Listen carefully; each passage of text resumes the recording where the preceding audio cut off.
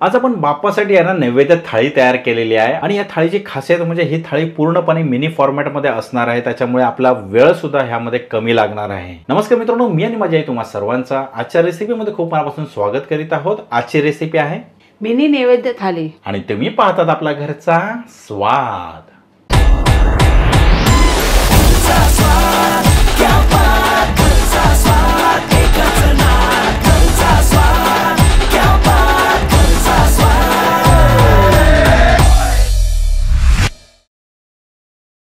तर सर्वात पहिल्यांदा आपण काय करूया, शेपूची भाजी आहे ना ती तयार करून घेऊया. तर इथे मी 2 चमचे तेल घातलेलं आहे. आता तेल चांगलं गरम झालेलं आहे. तर आता यामध्ये आपण राई घालूया, त्यानंतर जिरं, आता जाईल कढीपत्ता, त्यानंतर हिरवी मिरची घालूया आणि हा कांदा परतून घेऊया. आपल्याला हा कांदा आहे ना तो मऊ करून घ्यायचा आहे आणि कांदा मऊ झाला ना तर आपले बाकीचे मसाले आहेत ना ते घालूया. तुम्ही पाहू शकता आपला कांदा आहे तो मऊ झालेला आहे. आता यामध्ये आपण बाकीचे मसाले घालूया. हिंग घालूया, त्यानंतर हळद, त्यानंतर घरगुती लाल मसाला. आता परतून घेऊया. मसाले परतून झाल्याच्या नंतर यामध्ये आपण चिरलेले शेपू घालूया.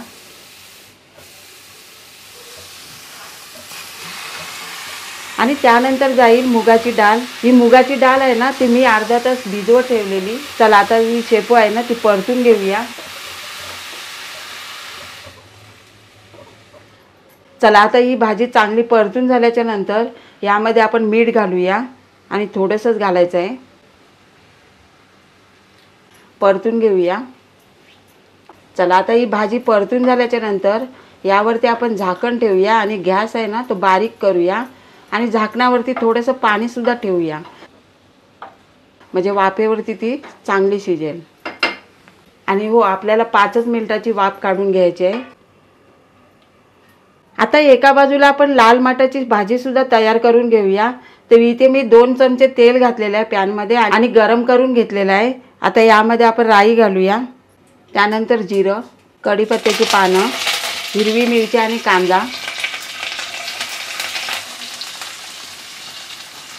त्यानंतर हिंग परतून घेऊया. हा बघा आपला कांदा आहे ना तो चांगला मऊ झालेला आहे. तर आता आपण बाकीचे मसाले आहेत ना ते घालूया. हळद, घरगुती लाल मसाला. आता हा मसाला आहे ना तो चांगला परतून घेऊया. मसाला परतून झाल्याच्या नंतर आपण हा लाल माठ बारीक चिरून घेतलेला आहे तो घालूया.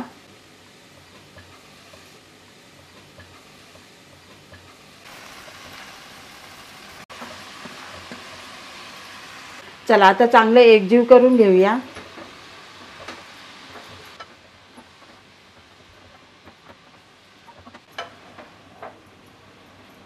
आता लाल माठ थोडासा मऊ झाला ना की यामध्ये आपण मीठसुद्धा घालून घेऊया, म्हणजे काय होईल, ही भाजी आहे ना ती गळायला सुरुवात होईल.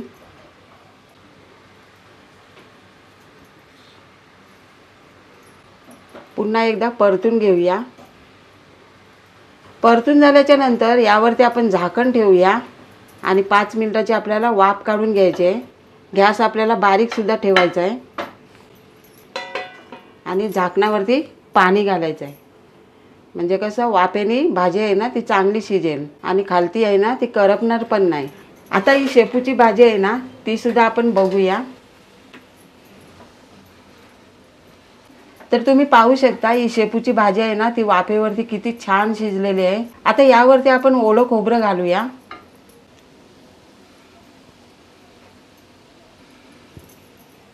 पुन्हा एकदा परतून घेऊया.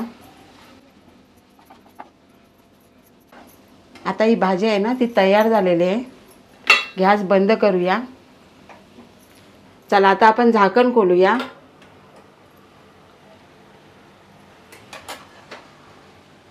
वाह! तर तुम्ही पाहू शकता ही सुद्धा भाजी पटकन शिजलेली आहे. आता यामध्ये आपण खोबरं घालूया.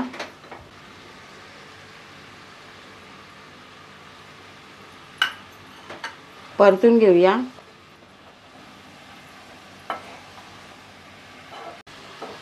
भाजी आपली आहे ना ती पूर्णपणे तयार झालेली आहे. आता आपण गॅस बंद करून घेऊया. दोन्ही भाज्या तयार झाल्याच्या नंतर आपण भाकरी तयार करून घेऊया. तर इथे मी नाचणीचं पीठ घेतलेलं आहे. आता तुमच्याकडे नाचणीचं पीठ नसेल तर तुम्ही ज्वारीचं पीठ सुद्धा घेऊ शकता. म्हणजे तुम्ही दोन्ही पीठं ना मिक्स करून त्याची भाकरी तयार करू शकता, ती सुद्धा छान होते. तर इथे बघा मी पाणी सुद्धा उकळून घेतलेलं आहे. आता यामध्ये काय मी मीठ नाही घातलेलं. आता तुम्हाला घालायचं असेल ना तर तुम्ही घालू शकता. आणि दुसरी गोष्ट म्हणजे पाण्याचा अंदाज कसा घ्यायचा, 1 कप पाणी असेल ना तर 2 कप पीठ घ्यायचं. म्हणजे मग ती क्वांटिटी कशी असो ना, जर म्हणजे आपल्याला जर पीठ जास्त घ्यायचं असेल तर ते कपाप्रमाणे पाण्याचा अंदाज आपल्याला कमी जास्त करायचा आहे. हो. आणि गॅस फास्ट ठेवून असं म्हणजे पीठ टाकू नका. गॅस फास्ट ठेवल्याने काय होते, पिठाला गुठल्या लगेच पकडतात. आता हे उरलेलं पीठ आहे ना ते सुद्धा घालूया. आता ही उकड झालेली आहे. आता आपण मळून घेऊया.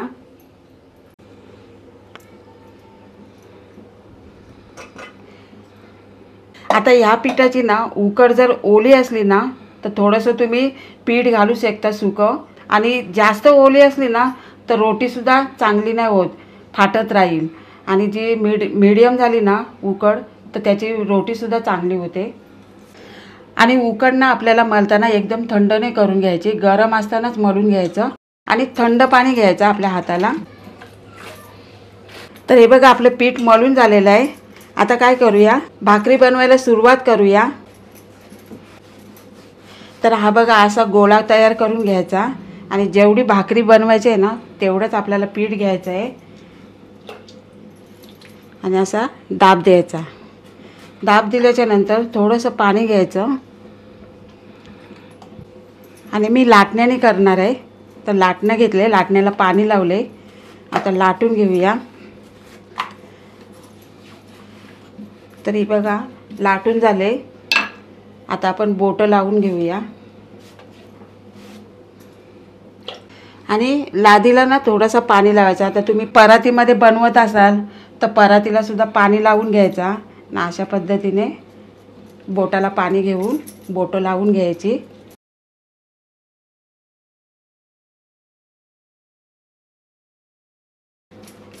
तरी बघा भाकरी तयार झालेली आहे बोटं लावून.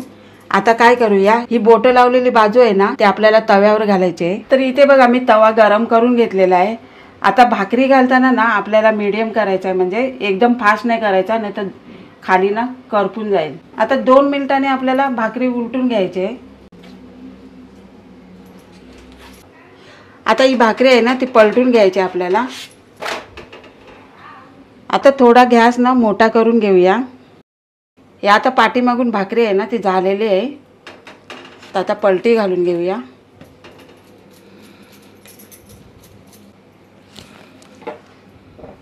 तर ही बघा भाकरी आहे ना ती मस्तपैकी फुगलेली आहे. आता हिला ना काढून घेऊया. पहिल्यांदा चेक करते कुठची बाजू राहिली का, थोडी राहिली असेल तर अशी शेकून घ्यायची.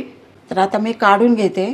चला आता आपली भाकरी सुद्धा तयार झालेली आहे. आता आपण उकडीचे मोदक सुद्धा तयार करून घेऊया. पण त्याच्या अगोदर आपल्याला काय करायचं आहे, मोदकाचं सारण तयार करून घ्यायचं आहे. तर इथे बघा मी पॅनमध्ये साजूक तूप घेतलेलं आहे चमच्याभर.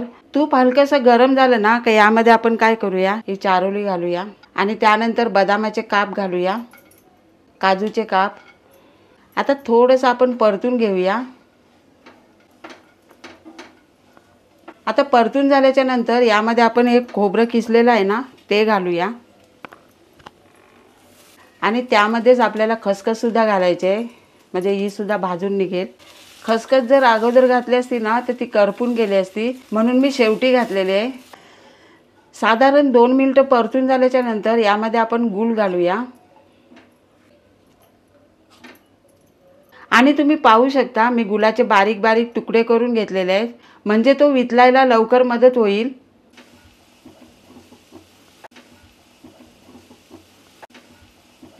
आता तुम्ही पाहू शकता गूळ चांगला विरघळलेला आहे. तर आता आपण काय करूया, यामध्ये वेलची पावडर आणि जायफळची पूड आहे ना ती घालूया. आणि मी दोन्ही एकत्रच वाटून घेतलेले आहे. परतून घेऊया. आणि वेलची पावडर आणि जायफळ पावडर आहे ना ती फक्त आपल्याला मिक्स करून घ्यायची आहे, जास्त परतून नाही घ्यायचं. चला आता आपण गॅस बंद करून घेऊया. आता त्यानंतर आपण मोदक बनवायला सुरुवात करूया. आणि मोदक बनवायसाठी मी वालावरकर यांचं मोदकाचं सुगंधित पीठ घेतलेलं आहे.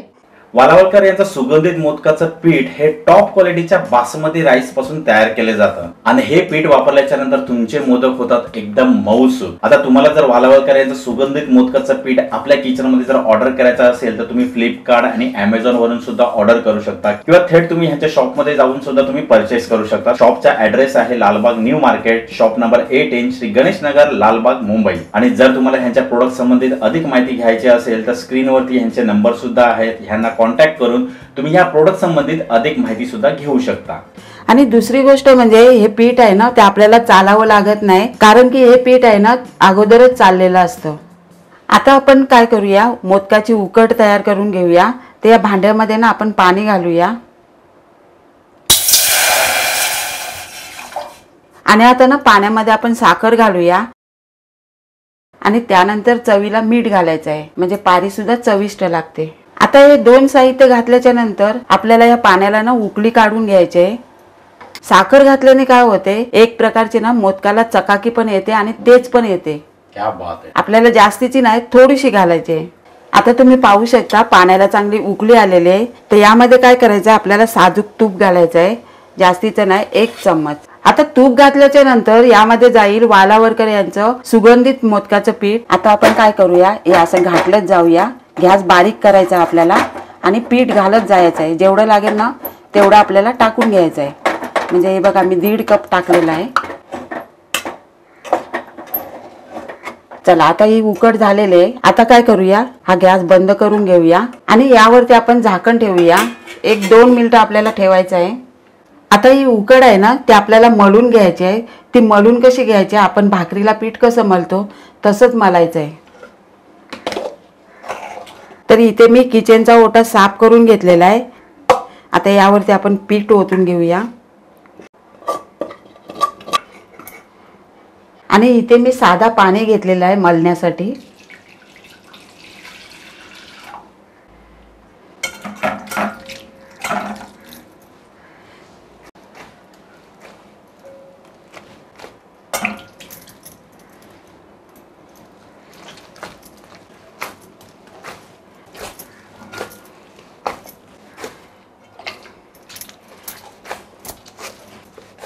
तर तुम्ही पाहू शकता हे पीठ आहे ना ते मी मळून घेतलेलं आहे आणि असं मऊसूत मळून घ्यायचं आहे. आणि बघा तुम्ही पाहू शकता गुठली कुठेही नाही. आता आपण ना मोदक करायला सुरुवात करूया. तर हा बघा मध्यम आकारामध्ये आपल्याला गोळा घ्यायचा आहे आणि असा गोल गोल करून घ्यायचा आहे. आणि त्यानंतर काय करायचं आहे, असा पाणी घ्यायचा, थोडासा लादीला लावून घ्यायचा आणि थोडा गोळ्याला सुद्धा लावून घ्यायचा आणि त्यानंतर आपल्या लाटण्याला सुद्धा लावून घ्यायचा, म्हणजे गोला आहे ना तो चिटकणार नाही. आता ही पारी आहे ना ती लाटून घ्यायची आहे आपल्याला. आणि तुम्ही पाहू शकता कुठेही चीर नाही जात, मस्त पीठ झालेलं आहे. आणि पारी लाटताना ना थोडीशी आपल्याला जाडसर ठेवायचे आहे, म्हणजे कळे आहेत ना ते सुबक येतील.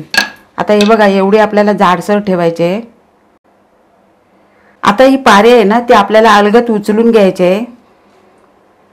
आता त्यानंतर काय करायचं आहे, तुम्ही अगोदर सारण भरलं तरी ठीक आहे, नंतर भरलं तरी ठीक आहे. मी आता भरते.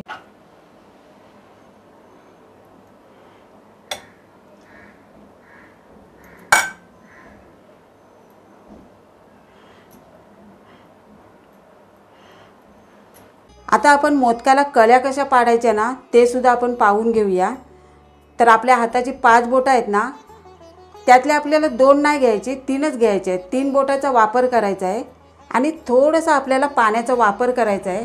ही 3 बोटं आहेत ना थोडीशी बुडून घ्यायची आहेत, एकदम ओलसर पण नाही घ्यायची. आता कळ्या पाडताना हे मधलं बोट आहे ना म्हणजे अंगठ्याच्या बाजूचं ते आतमध्ये ठेवायचं आपल्याला आणि हे 2 बोटं आहेत ना ते बाहेर ठेवायचे आहेत, म्हणजे कसं अशी चिमटी येते बघा.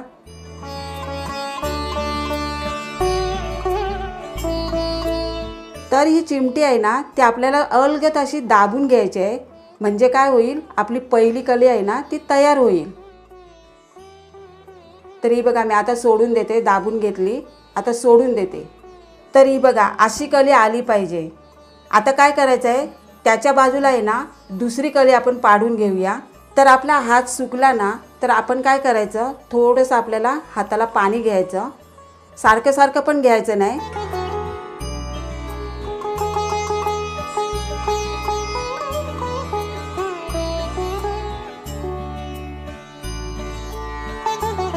असा ना गोल गोल फिरवत जायचा, म्हणजे जशी कली होईल ना तसं त्याला फिरवत जायचं. हो, म्हणजे सर्व बाजूने एकसारख्या कळ्या येतील ना. हो.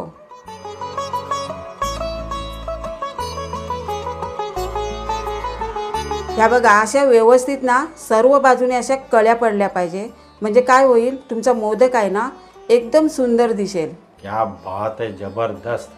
तर या कळ्या आहेत ना त्या आपल्याला काय करायचं आहे, ह्यांना जवळ करायचं आहे.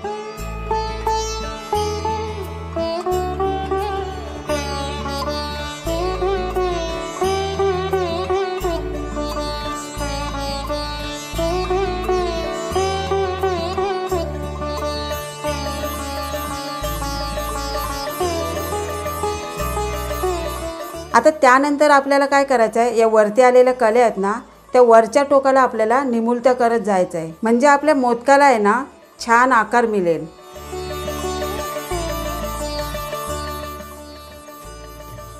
हा बघा आपला पहिला मोदक आहे ना तयार झालेला आहे.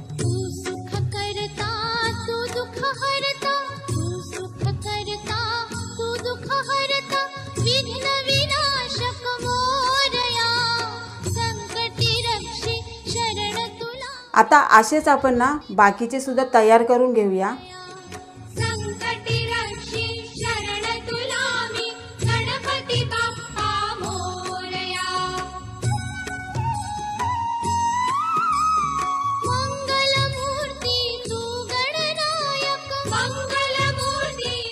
अशाच नवनवीन आणि घरगुती रेसिपींसाठी घरचा स्वाद हे चॅनल नक्की सबस्क्राईब करा. आणि दुसरी गोष्ट म्हणजे मी हळदीची पानं घेतलेली आहेत.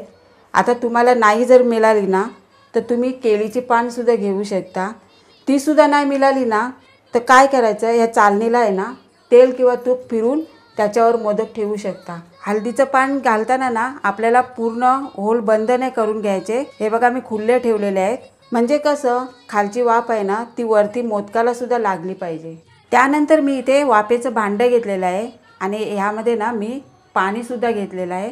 तर त्या अगोदर काय करायचं आहे, आपल्याला मोदकाला ना केसर लावून घ्यायचं आहे.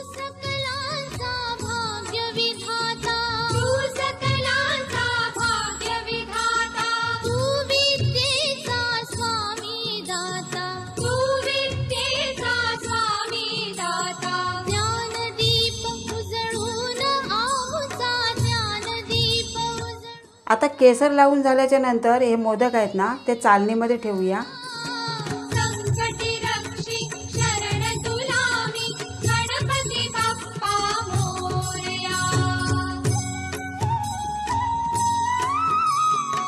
तर आता मी इथे वाफेच्या भांड्यामध्ये ना पाणी गरम करून घेतलेलं आहे. तर आता आपण काय करूया, ही चाळण आहे ना मोदकाची ती ठेवूया आणि गॅस आहे ना आपल्याला स्लो ठेवायचा आहे आणि 10 मिनिटाची आपल्याला वाफ काढून घ्यायची.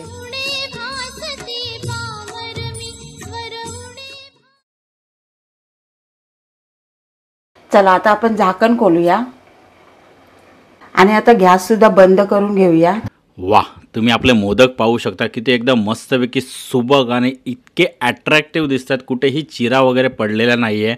आणि हे फक्त शक्य झालेलं आहे ते म्हणजे वालावलकर यांच्या सुगंधित मोदक पीठामुळे. मित्रांनो, तुम्ही पाहिली आपली थाळी किती एकदम झटपट तयार झालेली आहे. साधा सोपा नैवेद्य आपण इथे तयार केलेला आहे. तुम्हाला आजची रेसिपी आवडली असेल तर व्हिडिओला लाईक करायचा, शेअर करायचा आणि जर तुम्ही आपल्या चॅनलवरती नवीन असाल तर पटकन चॅनलला सबस्क्राईब करून घ्या आणि बाजूची बेल आयकॉन प्रेस करायला विसरू नका, कारण अशाच मस्तपैकी साध्या सोप्या घरगुती रेसिपीज खास तुमच्यासाठी या चॅनलवरती येत असतात. चला, अशीच एक घरगुती रेसिपी घेऊन पुढच्या येत्या व्हिडिओमध्ये आपण लवकरच भेटणार आहोत. वेळ काढून आजच्या रेसिपीचा हा व्हिडिओ पाहिल्याबद्दल थँक्यू.